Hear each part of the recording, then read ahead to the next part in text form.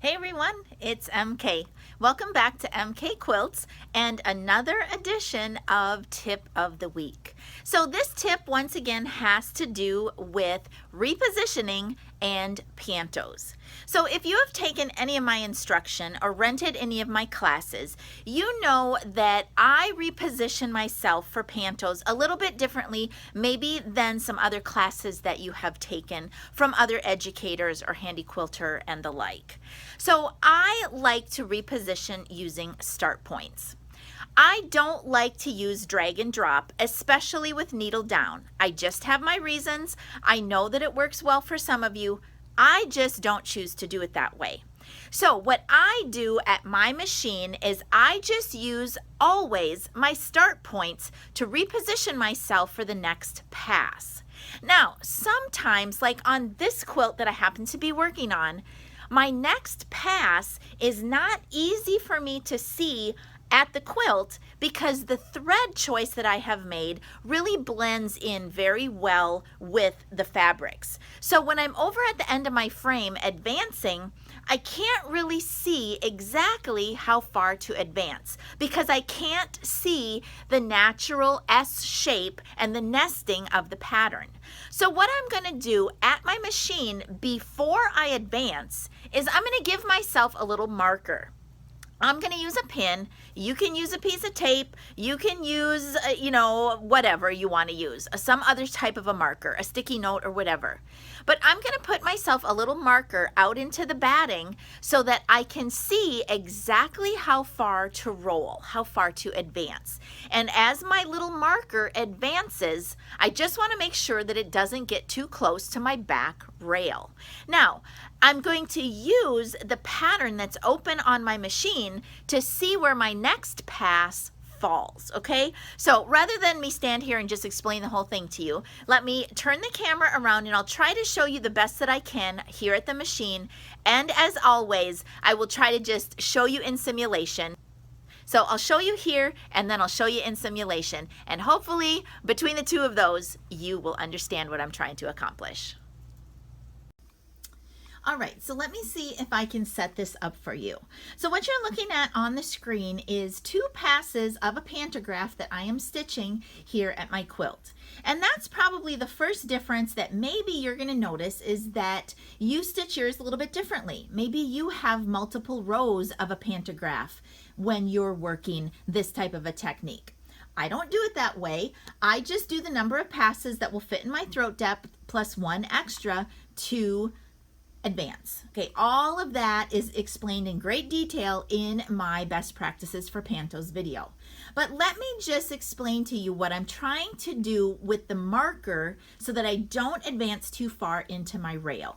So the first thing, let me just depress the follow button and let me just zoom in. Hopefully you can see this. Right up here at that little spot right there, that is the end point of the last pass that I just stitched. Okay, so I just finished a pass and now I need to advance. But I don't know how far to advance and I don't want to advance too far. Okay, so what I'm going to do, let me just zoom out a little bit. Oops, that was a little bit too far. Okay, so if I take my machine and bring it down towards my rail, again, let me just zoom in a little bit.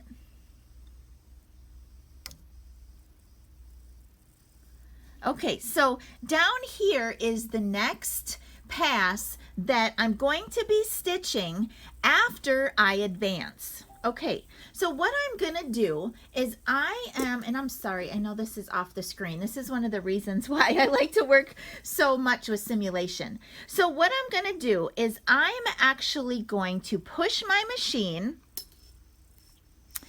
I'm going to push my machine until my machine is in position at the topmost point of the next pass. Okay, now I just said that the pass, I can't fit that in my throat depth or I'm going to hit my front rail.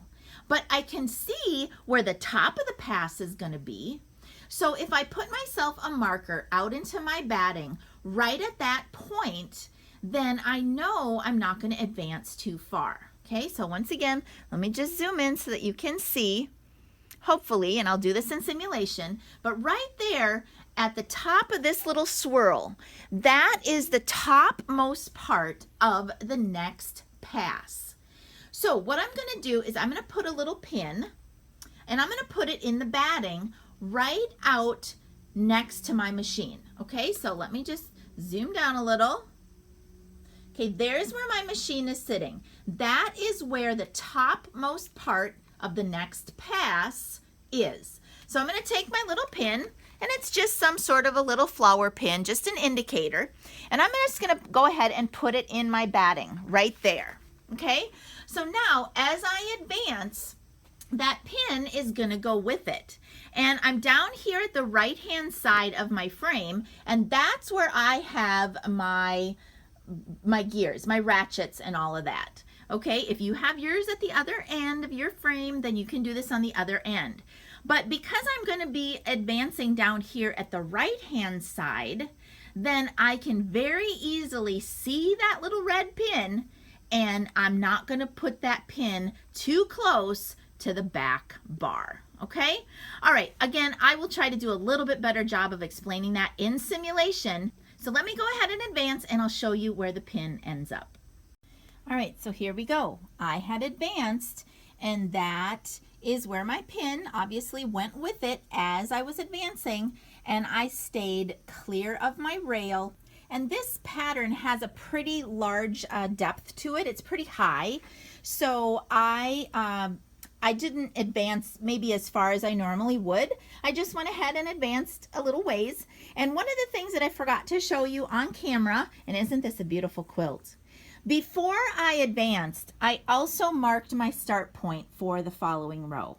You guys, again, all of those steps are in my best practices for pantos, but you can do this technique even if you do drag and drop or a different combination of methods for advancing. Basically, all I was trying to do was find where my next pass was going to be the highest point, and I put a marker there just to help me so that I wouldn't advance too far. Okay, so let me show you in simulation, and thanks as always for being a follower, and I hope that these tips are helpful for you. All right, you guys, let me give you just a little bit of a more close-up picture here by showing you this step in simulation. As with any time that I'm showing you steps in simulation, you have to do a little bit of imagination. You're imagining that this outer line on my screen is the quilt. And these first couple of passes here, if you could just kind of understand that these were the passes that I was working on stitching, okay? So what we're going to do is we're going to pretend, and I'm going to move my simulator into a spot closer to the end of this first pass so that we can kind of pretend that the machine got to the end of this first pass and I was ready to advance. All right, so we'll just let this stitch out there to the end. And there we go.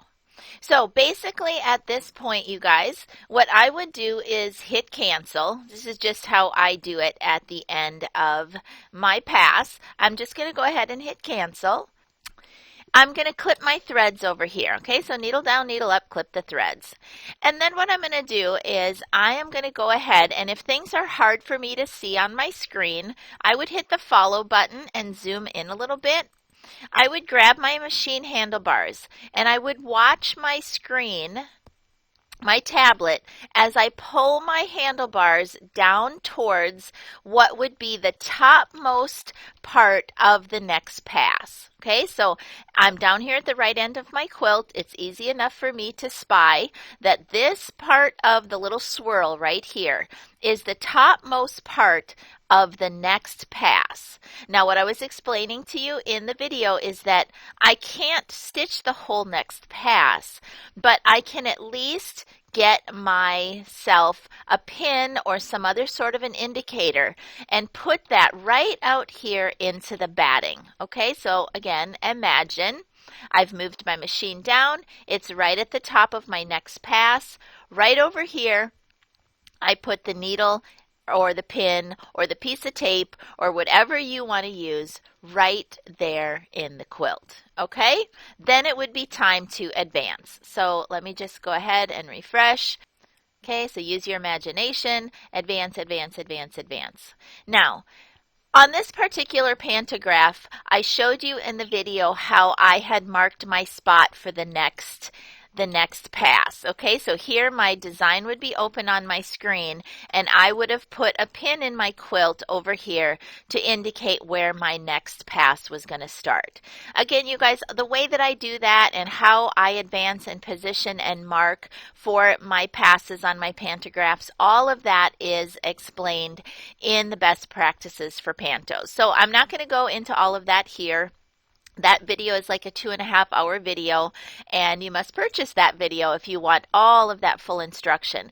But basically, I would just get my pin in the quilt over there where my next spot was. Here's my next set of passes is open. I would just move my machine into position, and I'm just taking a guess here. I'm not exactly sure where that spot is because I can't put a pin in simulation. And I would do my modify reposition on start point. Oh, that wasn't a half bad guess, right? Okay, you guys, I hope that this tip has been helpful. Basically, it was just, right, use your machine to help you find yourself to whatever that topmost part of the following pass is. Put an indicator out in your batting. And that way you can advance without doing needle down in the quilt, which I just don't like doing. It's just my preference. I don't like doing it that way. I would rather just reposition on a start point. Okay, you guys, until next time, it's MK from my studio to yours. Happy quilting. Bye-bye.